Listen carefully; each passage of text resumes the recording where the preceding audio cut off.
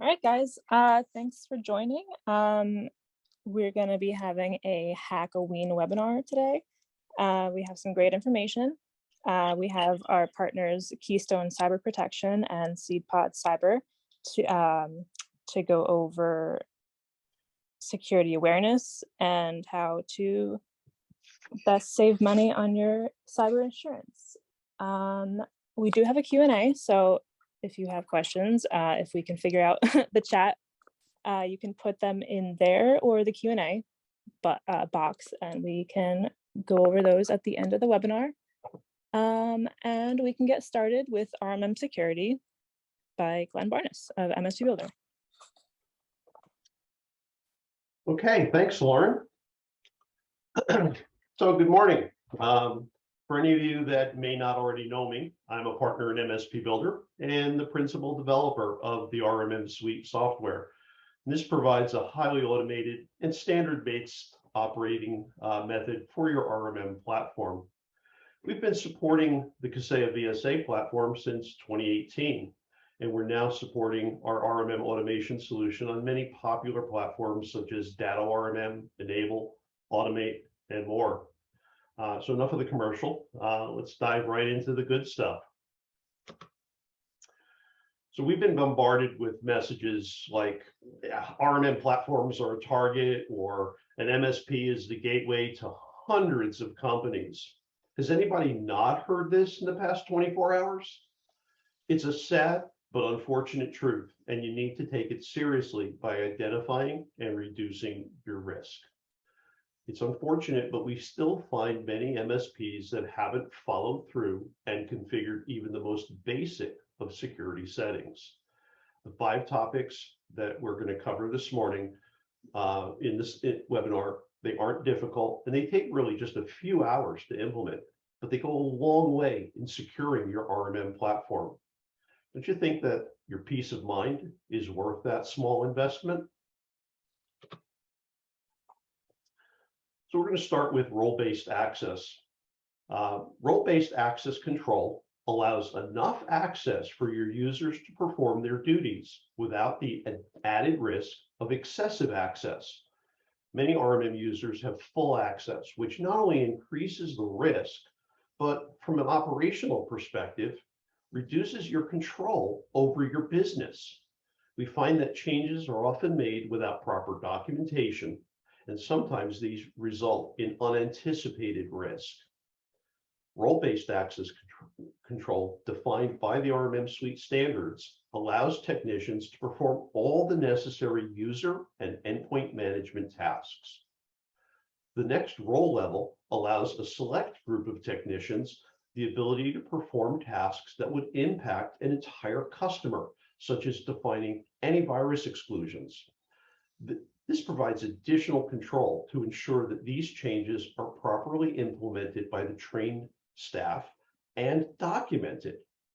Other roles can allow specific users to be delegated to manage certain aspects of your RMM platform, such as patching, antivirus, or backups, without having to grant full control to the entire platform.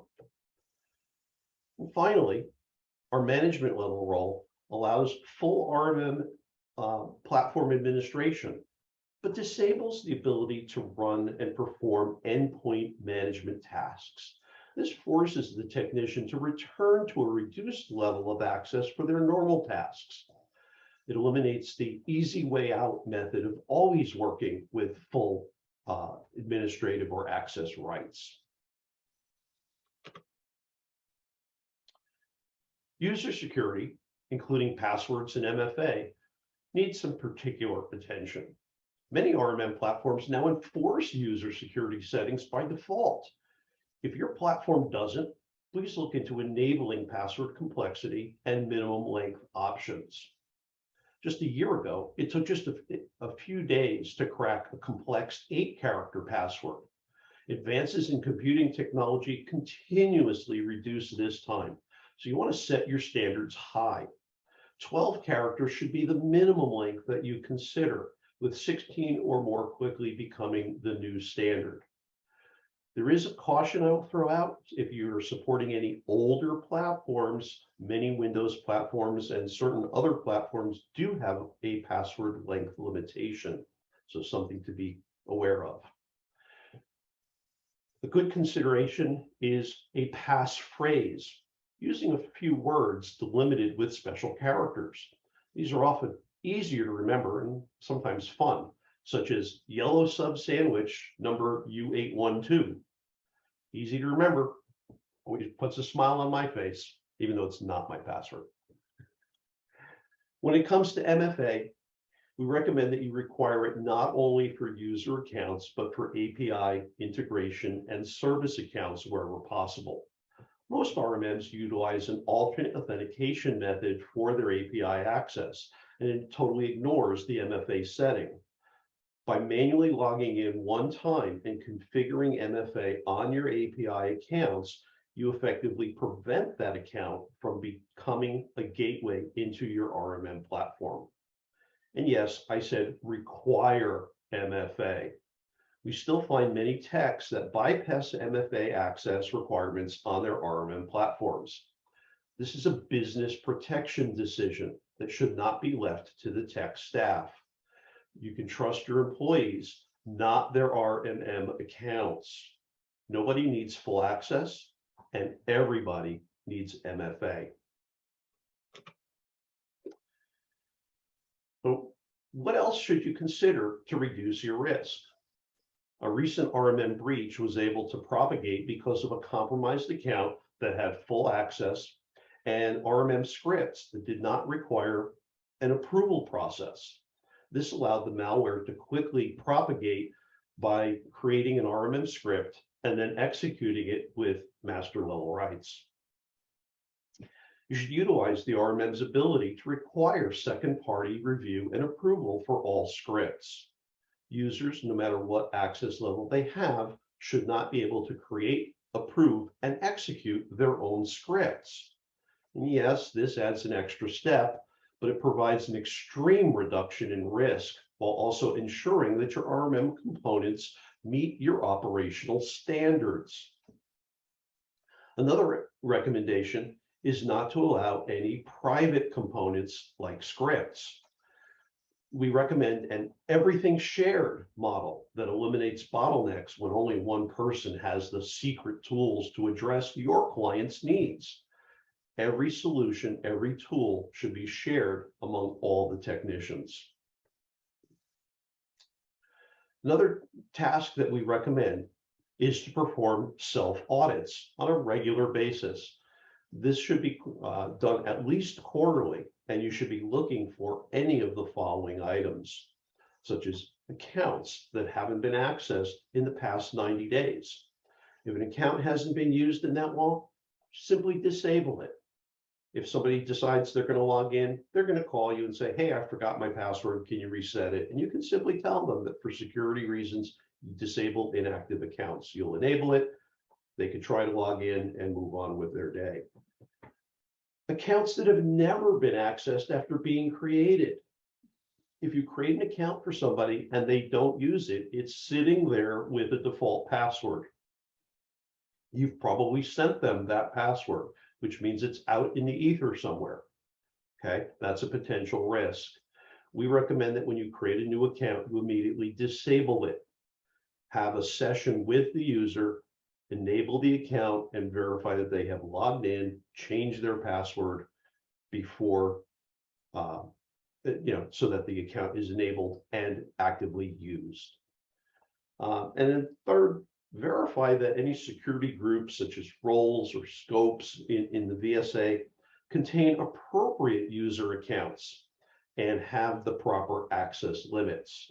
It's very easy to put a wrong person into a wrong role or a wrong group. It's often done through habit. So a regular review will uncover that and allow you to re-secure your platform. Remember, it just takes a few minutes, and a few minutes of prevention can save days of heartache. So how can we help? MSP Builder's team is available to assist you with securing and optimizing your platform. One service that we provide is an 8-point review that covers both security and the operational health of your RMM platform. This check includes user and group security, MFA settings, script security, tool operation and configuration, and quite a bit more. The review provides a document of all of our findings, a scorecard, so you can see exactly where you stand, and we provide you with 90 minutes of pro services time with an engineer to review the findings and train your team so that you get the most out of the RMM Suite solution. If you're interested in having a review performed on your RMM, just send an email to sales@mspbuilder.com and ask to schedule a review, or you can request more information. And by the way, anyone attending this webinar and requesting a review by Halloween will receive a $50 treat towards the cost of the review. So if you have any questions about my presentation or any that are upcoming, feel free to type them into the Q&A panel and we'll answer them at the end of the presentation. We will be able to enable a voice connection, so you can just speak it at the end if you wish. You can raise your hand.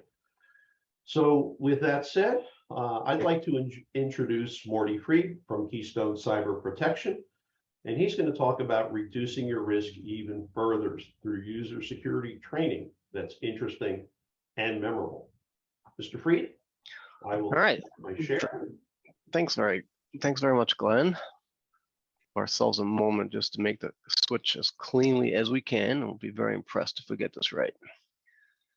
All right, there's my share. And get my video going. Still can't start video, which is fine with me.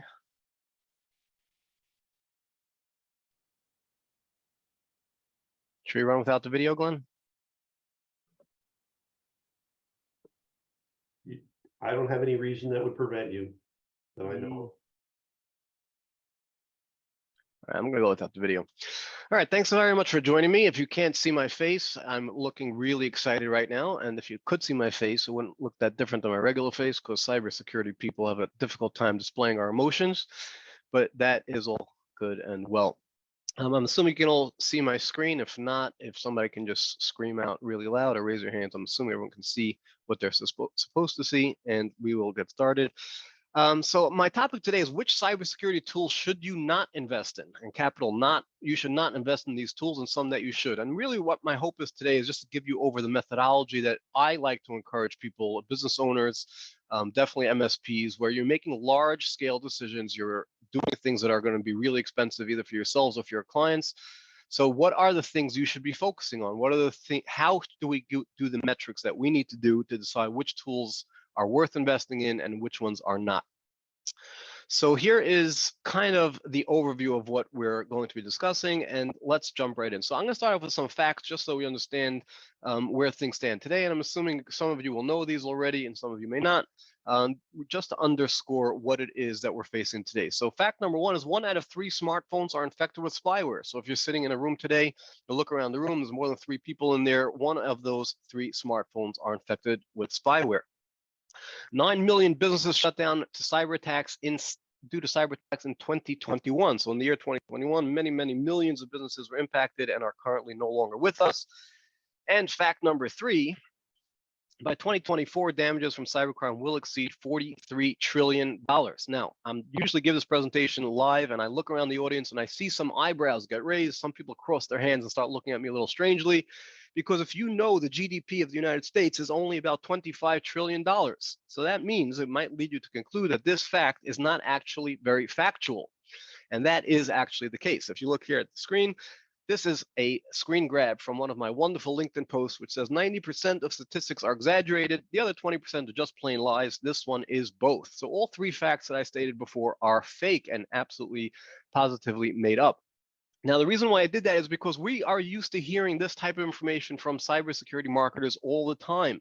They spew out facts about how many things happen and all the different numbers that they come up with. And very often, if you dig down into the details, or if you just use your brains just a little bit, it's obvious to all that these are made up, which means it's really difficult. It's a real challenge for an educated business owner who's trying to make good decisions, or somebody running an MSP who has to make these decisions en masse, to know what tools are worth investing in. So that's my hope today, is to give over with you guys a little bit of the way we do this practice in-house, what we decide what's worth investing in and what's not. Now, the challenge is actually really bigger than I'm even making it out, because if you take a look, cybersecurity is vast. There are a million different areas you can focus on. And if you look here, we have things that are services, we have things that are tools, we have things that are projects, we have things that could be exercises. You know, the stuff that Glenn was talking about, these are exercises. They might be a service that you can use to enhance your system, but it's something they have to sit down, work on, improve. He mentioned some quarterly reviews you might have to do. So should you be buying things? Should you be working on things? How are we supposed to take stock of all these different areas and responsibilities? And another one would be insurance. Should we be purchasing insurance and spend a lot of time on that? So where should we be spending our efforts? Where should we be spending our time? How can we do this in a proper methodology? So I want to demonstrate how we do it. We have 3 elements of any new security tool or project. So this would be anything that you are going to do. If you're deciding, you're a CISO, or you're somebody running an MSP deciding what should we focus on, this is how I suggest that you do it. So these are the 3 elements that I like to describe. You have the security value of whatever you're going to do. So something which will improve security tremendously will have a great value. Something which won't have that much improvement will have a lower score. You have the cost is obviously a big deal. Everything that we do as a business owner should be focused on sustaining profitability, which means if we are doing something really expensive, the return on investment on that tool may not be worth doing. And the third is going to be the implementation. Something might be really cheap and give a really great security improvement, but if it's very difficult to implement, that has its own associated cost. So I like to say these are the 3 things that we're looking at. We want a big security improvement, we want something that's affordable, and we want low implementation difficulty. Now, to make things a little bit more scientific, I'm terrible at math, but even I can do this formula which I created, which is this times this equals that. And we basically do this for all 3. We have a score of 1 to 10 for each of these factors. The higher the score, the better, meaning if something is more affordable, we're going to give it a higher score. So it's kind of in the reverse. So something cheap will be a high score, but that's the idea. And if it's a low implementation difficulty, it also get a higher score. Everything goes up, and we want to try and see how things score. So I have, for your viewing pleasure today, 3 examples that I chose. Now, this is going to get controversial. The good news is this is a webinar, so no one can throw things at me. You might call and scream and yell, and that's fine. You may have already implemented some of these things, and I hope I don't insult anyone, but this is my job. So let's go shopping, and I will give you my personal opinions, which you're welcome to disagree with, on what the value of these things are. So I picked one out of a hat, an incident response retainer. Is it worth doing? So if we plug that into our formula of what is the cost, what's the implementation, and what's the security. So the cost of implementation is actually pretty high. I mean, the cost of an incident response retainer is not cheap. If you have to get one, and for those of you who may not know, an incident response retainer is we're going to put a company on notice, we'll pay them upfront, and we'll ask them to be on call in the event that we have an incident that we need them to respond to. So I say the cost is high, relative to what you're getting. You're probably paying a pretty penny to get this type of retainer. I've seen them cost upwards of hundreds of thousands of dollars. It could be cheaper, but for the most part, I'm going to call it pretty expensive. The implementation is fairly simple. You pretty much sign a document and pay them the invoice, and that's not a very difficult thing to do. So we'll give it a really high score. Now, what about the security? Is this actually improving my security? Well, that is very, very debatable. If you, God forbid, have an incident right now, there are hundreds of companies out there ready to pick up the phone and service you instantaneously. So what is the big security improvement that we have?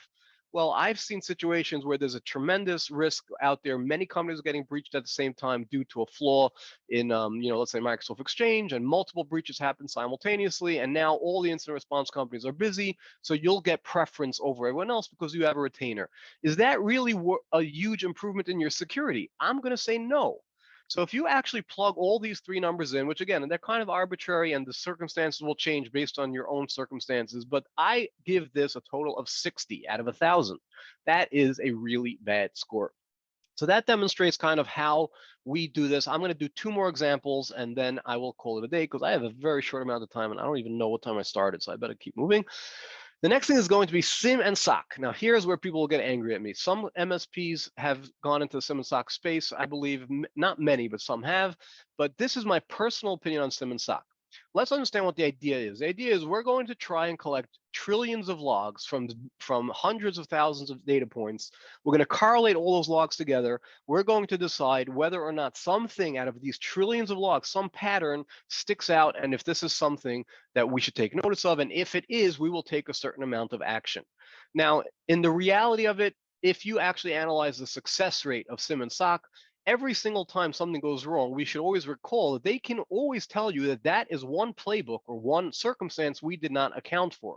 And on the other hand, if they do account for many, many scenarios, then you end up with lots of false positives. So to get that exact point where the SIM and SOC detects the bad guys and does not detect normal action that is different out of the ordinary, that's a very, very thin line to cross. So let's go through our numbers again, plug this in, and again, everyone's welcome to disagree.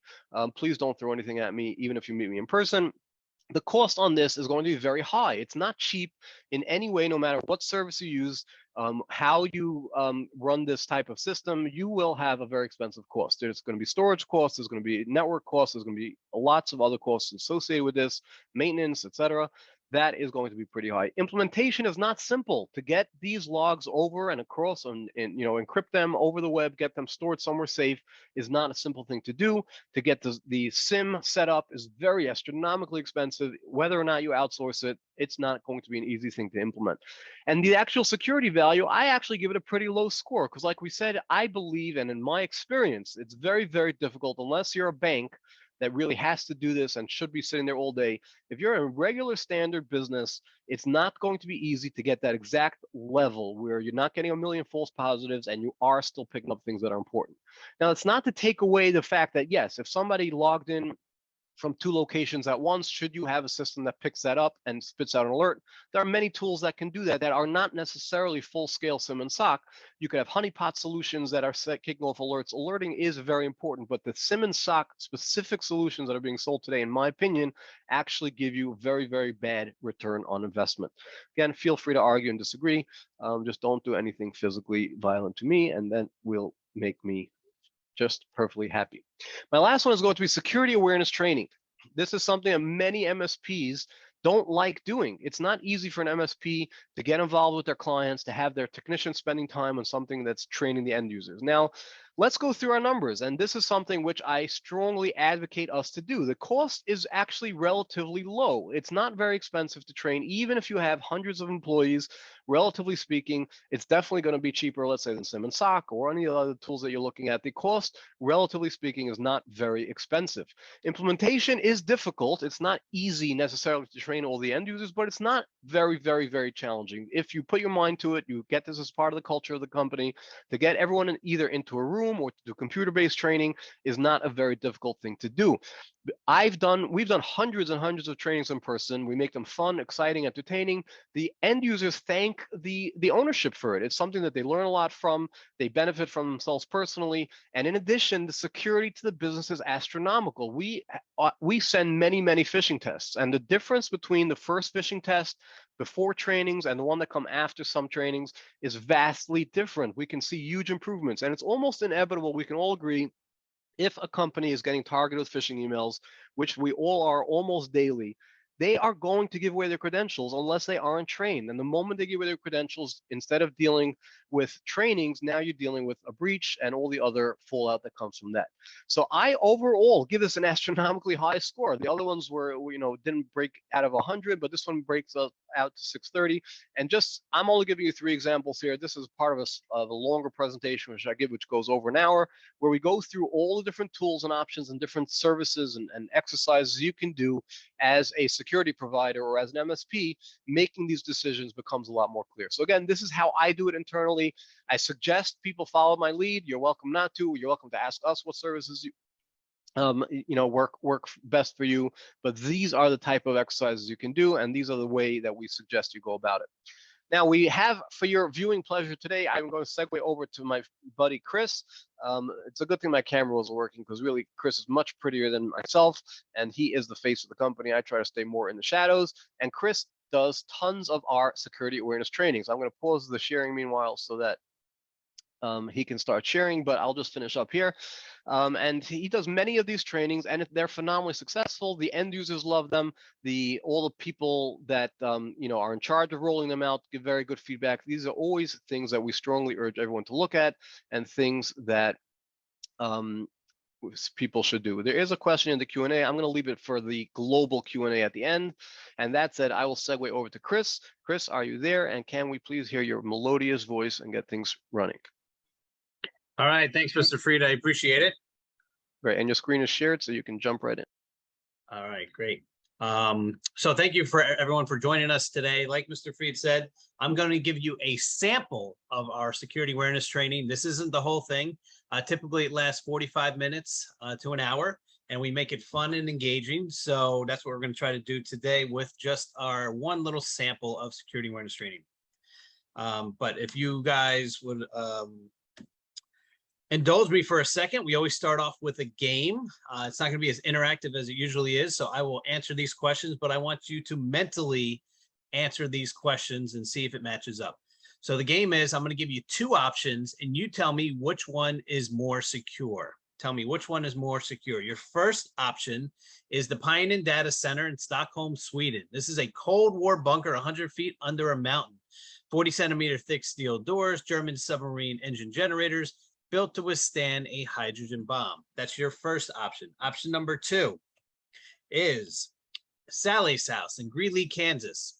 This is surrounded by 400 miles of private farmland, 3-centimeter thick screen door. There's no electricity, and it's built to withstand most big bad wolves, huffs and puffs. So I ask you, which is more secure? A, Sally's house, or B, the data center? I'm going to give you a minute to think about that. A, Sally's house, or B, the data center? So mentally answer that, and I'm going to give you the correct answer right now.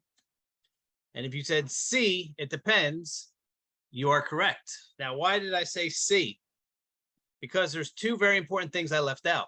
Secure what from what? If we're trying to secure computer servers from a hydrogen bomb, where would you put that? Most likely down in the bunker. What if you're trying to secure computer servers from an electrical power surge? Most likely Sally's house, because there is no electricity. What if we're trying to secure people from an invading army? Probably the bunker. Now, the next question is extremely important. I hope you get this one right. What if we're trying to secure people from invading in-laws?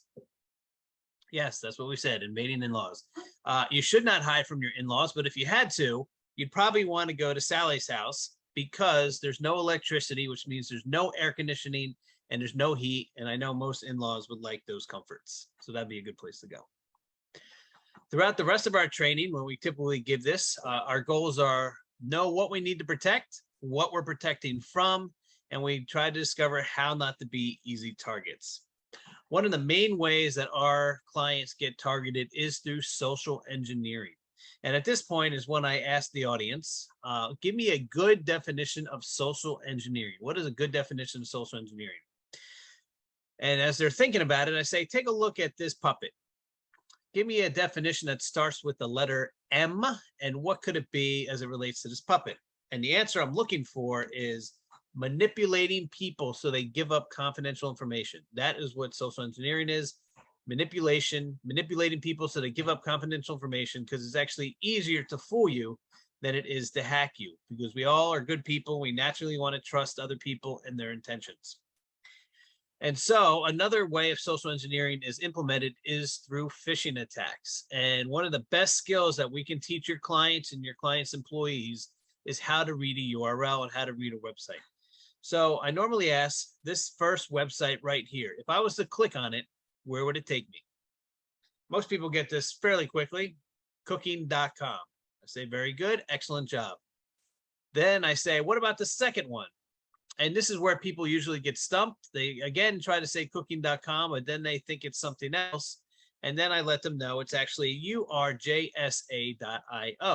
And this is where I introduced the technique of how to read a URL. And this is what Mr. Fried has taught us.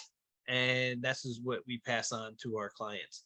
All this is usually the same. Here's the trick. All this is usually the same. It's usually HTTP : or HTTPS : / You go all the way to the first / back to the dot, whatever's before the dot, and after the dot is the website. So in the second example, HTTP : / we go all the way to the first / back to the dot, whatever's before the dot, and after the dot is the correct website. So then I give them option number 3. And by this point, most of the room usually gets it. They answer correctly, which is aewq.it, HTTP : /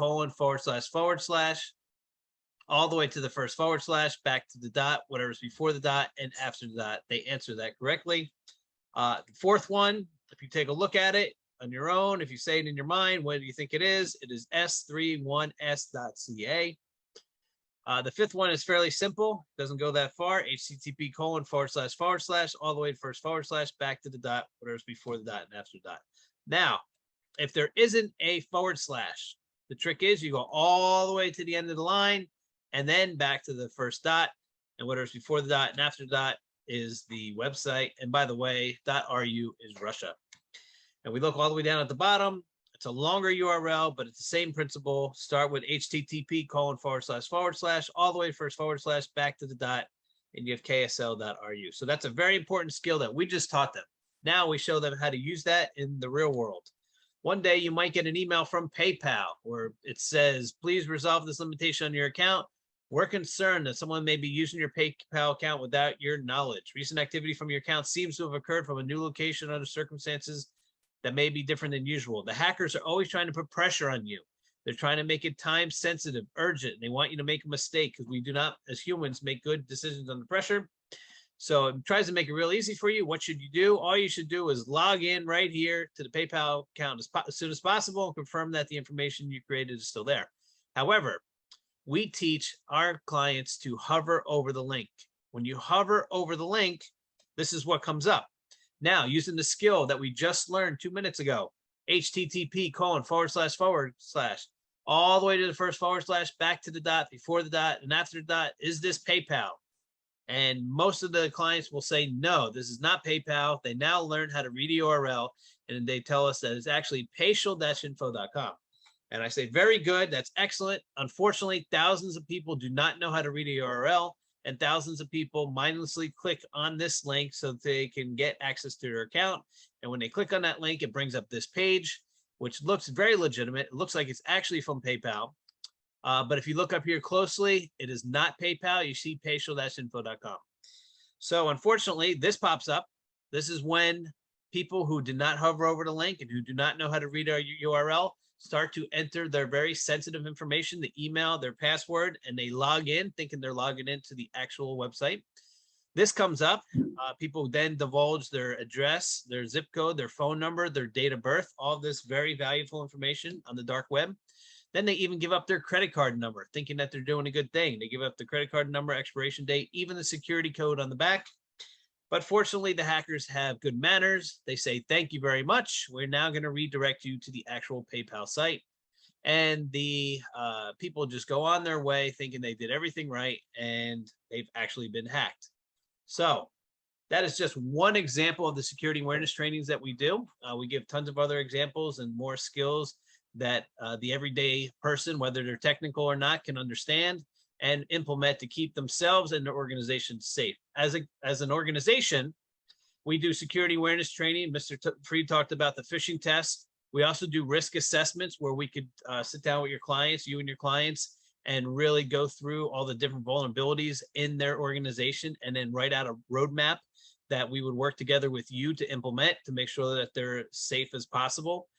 Penetration testing we offer, HIPAA and SOC compliance, and many more other services. So those are just some of the ways that we can help you. Now, I want to help you by giving you a social engineering quiz, and whoever can email me with the correct answer, we will do a raffle for a $100 Amazon gift card. Take a look at this real quick. I'll have it up here for about 30 seconds. please write me an email, or you can do it after this webinar, and tell me which one of these are correct. You just learned the skill on how to read a URL. Which one of these websites right here is legitimate? So as you're thinking about that, also, just so you know, we are going to be offering a 10% discount on anybody who signs up before Halloween. For if you're thinking about a security awareness training, we will give you a 10% discount off that. We'd love to help you train your clients and anyone else that you think needs our help. And we will teach them how to read a URL and how to get the correct answer here. So just take a look. And if you have any questions, you can please email me, or you can call me at that number. That's my direct cell phone number. I'd love to talk to you. Keystone is here to help protect your clients. We want to work with you. We're very MSP friendly, and we want to make sure that you and your clients are doing everything possible to stay safe from the cyber criminals. So if you have any questions, we will save this for the end as well. I appreciate you listening. Let me just see the chat here. Yep. Thanks, Mr. Freed. Put it in the chat. So now we're going to speak with Doug, and he's going to tell you how to save 30% on, possibly up to 30% on your cybersecurity insurance. All right, great. Thanks, Chris. Appreciate it. Good material there. Just going to get my screen up here. My name is Doug Kreitzberg. I'm CEO of SeedPod Cyber. Who we are, we're a cyber insurance platform that integrates our underwriting criteria with the tech stacks that you're most likely already offering your clients. And to the extent that your clients are on that tech stack, where they're pre-approved for coverage from a technical standpoint, and they're eligible to save up to 30% on their premiums. And as part of our partnership process, there's a number of benefits to you as an MSP, including a lead generation program that we provide, a retention program that we have, risk management education that is promoted alongside with your services. We also do incident response simulations for our insureds as well. And last but not least, we work with you to help with your own tech, and cyber coverage. I'm going to speak today about where cyber insurance is, where tech E&O is, and we're going to talk about scary scenarios given the time of the year that we're in too. And this slide perhaps doesn't look scary to you, but it frightened the off of a number of the insurance carriers when they started looking at this. And what this shows is the graph shows the increase in premiums over time. Those are the bars overlaid on top of or behind a line, which is the loss ratio. And the loss ratio is basically the dollar amount of claims and other expenses divided by the premiums. And so when the line goes up, that's bad from the standpoint of the insurance carrier. And when it goes down, it's good, or when it stays flat, it's good. And so you can see from really 2018 to 2020, there was a dramatic hockey stick rise in claim activity, and that prompted a dramatic increase in premiums, which you can really see in 2021 here. Premiums increased 92%, and at the same time, over the prior year period, there was a 300% increase in claims. And what is continuing to happen is, yes, the premiums are now up, and you can see that red line going down slightly. The challenge is that the claims are still high, they're still growing, so there's going to continue to be pressure on pricing and selection going forward. And what do carriers do when they're losing money? They raise rates, as we just saw. They exit, or they lower limits, and they pay a lot more attention to what they're writing, and they're starting to ask a lot more questions. And I bet a number of you are starting now to have to fill out a lot more of the application for your clients than perhaps you were before. I'm going to talk through some tech E&O cyber insurance horror stories here. Again, this is something that we, perhaps we like to be frightened, but not in these situations here. The first one is really what happens to a number of MSPs when they suffer a cyber incident.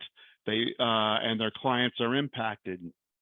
They do what as best as they can to fix the to fix their clients, fix themselves, and sometimes it doesn't always work to their benefit. There was one situation where one insured had an incident that impacted a subset of their clients.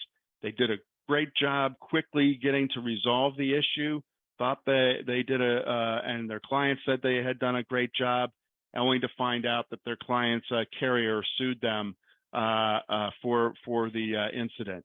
Another situation similar, the MSP went in to take care of the client, spent about $1 million in recovering and restoration services, went to provide that bill to their own carrier, and the carrier denied the claim, saying, you didn't come to us to get our approval for you to do that work ahead of time. So you're going to have to pay that, you'll have to take that $1 million on the chin. So that's something that you want to, when you're in an incident or suffering an incident, you really want to make sure what are the guidelines with regards to the response here and how best to protect yourself during that. This is another situation. This is really making sure you understand what's in your policy, or if your client should really understand what's in their policies. Some policies are now excluding specific CVEs, common vulnerability and exposures, and they're typically related to patching issues. So if your systems aren't patched, if they're not up to date, if your client systems aren't patched or up to date, when an incident occurs, there may not be any coverage available. So that's something to pay attention to. Look through the exclusions in your policy. Urge your clients to look through the exclusions in theirs. The other is, and this kind of speaks specifically to the MSPs. You have two coverages. You have tech E&O, and then you have cyber. At least that's what I hope most of you have. Some of you may have just tech E&O. Some of you may just have cyber and not even know it here. But when it comes to the tech E&O, you really have to read what is the definition of the professional services, the technology services, professional services that are in the contract, and does that equal to what you're actually providing your customers? And if you're doing more than what that language says, or if that language is too restrictive, you may find yourself, again, on the short end of the stick when it comes time someone is suing you for a service that is not covered under the policy. And something that's occurred more recently, about 4 months ago, is carriers are no longer just kind of taking a blind eye to what was on the application and just dealing with the incident and paying the claim. They're starting to deny claims. In fact, in this situation, they denied that the coverage existed in the first place. They rescinded the policy. And that's because a client indicated on the application that they had MFA on their critical and sensitive assets here. There was a ransomware event. The client filed the claim. Forensics came in, realized that there was only MFA on the firewall and nowhere else, and the carrier rescinded the coverage. They're saying, we would not have written this coverage had we known this was the extent to which you had MFA. And you don't, carriers don't take rescissions lightly. They feel they have very strong footing, and I would imagine they're going to win. And then for MSPs in particular, given the the events over the past couple of years with SolarWinds, Microsoft Exchange, Kaseya, MSPs represent, from the carrier standpoint, an aggregation risk. In other words, someone attacks you and all of a sudden they can attack 100 clients. And that means 100 more claims coming through. So many carriers are now excluding MSPs, or viewing the MSP as an industry in the same way that they view adult establishments, that they view casinos, that they view cannabis. And you really, from an insurance perspective, if not any other perspective, you don't want to be the same list as, as an adult establishment here. And so what can you do about it? That there are opportunities for you to provide the services to your clients and to make sure that these are in place for yourself. Multi-factor authentication. I was at a conference yesterday, insurance claims study seminar, and where they said that only of all the ransomware claims that came through, only 26% of the clients had multi-factor authentication in place. That's so do it and make sure that your clients are doing it. Patching, we just talked about that. Asset inventory, making sure that you have a good handle in your environment. Endpoint detection and response has gone from a nice to have to a need to have from an insurance carrier standpoint. Backups offline with data recovery, email DNS filtering. We just heard about the importance of security awareness training and simulation, when 80% to 90%, depending upon what stats you read, of all incidents begin with an element of human risk. Next Gen AV, SaaS security. Microsoft CEO just said that they're expecting a 30% drop in hardware sales in the next year, and a 35% increase in cloud related sales. So if you don't have tools in place to manage SaaS security for your clients effectively, they're going to be challenged from an insurability standpoint. And an incident response plan. There's an inverse relationship between the quality of the incident response, the incident response plan, and the cost of the claim. So making sure that one is in place, and of course doesn't sit on a shelf somewhere, but that you're actually testing it. These are critical. And then in particular for the MSP, for you on this call, Glenn nailed it on the head. The role-based access for RMM is critical, and also making sure that where you're storing your clients' credentials in your document management system, that and the RMM, that those are being logged, and you're getting alerts if there's some anomalous activity that's going on there that you can address. And I would also add vulnerability management, scanning of your environment externally as well as internally is critical to help address vulnerabilities and hopefully get them taken care of. So those are just a few Halloween horror tales, and hopefully there's some good takeaways from it here. If nothing else, pay attention to what's in your policy. If you would like us to do a policy review, you can certainly email us and reach out to us. We'd be happy to do so. Anyone who does reach out to us for a policy review or wants to learn more about how to be a partner with our program, you'll receive a gift basket full of seeds. That's our and I can't say I'm much of a green thumb. You may want to keep the seeds for later this spring, but our whole goal is to help you grow because we know if you're growing, then we'll be able to grow too from an insurance perspective. So thanks, and I'm going to send this back to Glenn. Okay, very good. Actually, we're going to give it to Lauren. If there's any questions, I've enabled the chat, so you can put questions into either the Q&A or the chat.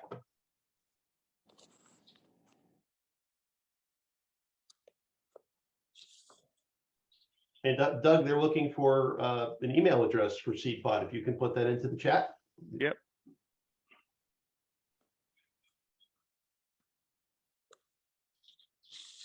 Okay, we also had some interest in the Keystone longer version of the webinar. So if anybody wants that, Morty, you Yeah, a link for that, right?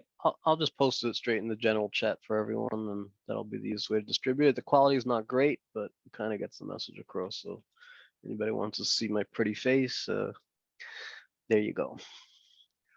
Okay, we also have, we will be giving out the slides in a follow-up email. Let's see. We also, I believe this one's for Doug. Will I still be covered if I change my environment after filling out a cyber insurance application? So I guess by that it means if I said I had, and we'll just use multi-factor authentication in place, and then I didn't have it in place when the claim occurred, would the carrier throw out the claim? I think the answer is going to be, it's going to depend on the facts around the situation. If it can be determined that multi-factor authentication was in place at the time of the application, and that would really be through forensics, and the multi-factor authentication wasn't removed totally or wasn't removed the next day after the application, where, you know, it could have been a situation where a new employee came on, they were given credentials, and they just didn't follow through yet on applying the MFA. You know, coverage may still be granted.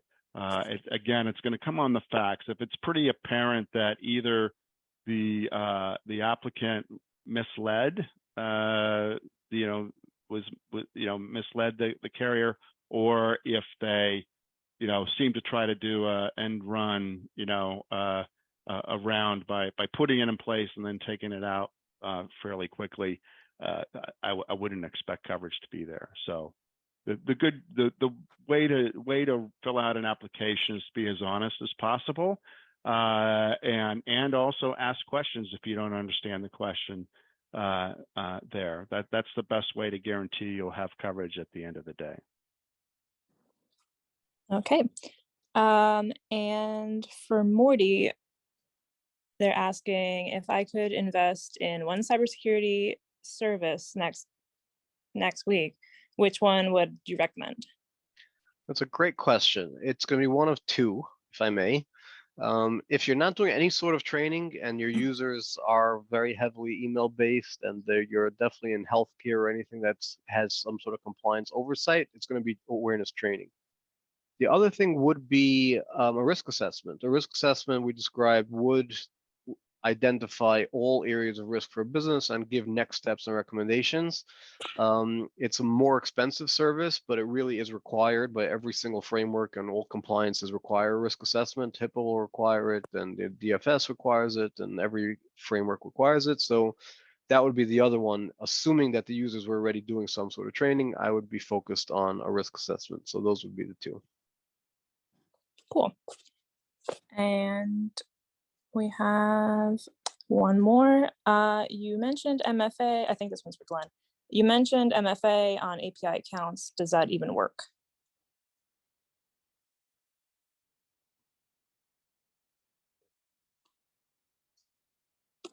Glenn.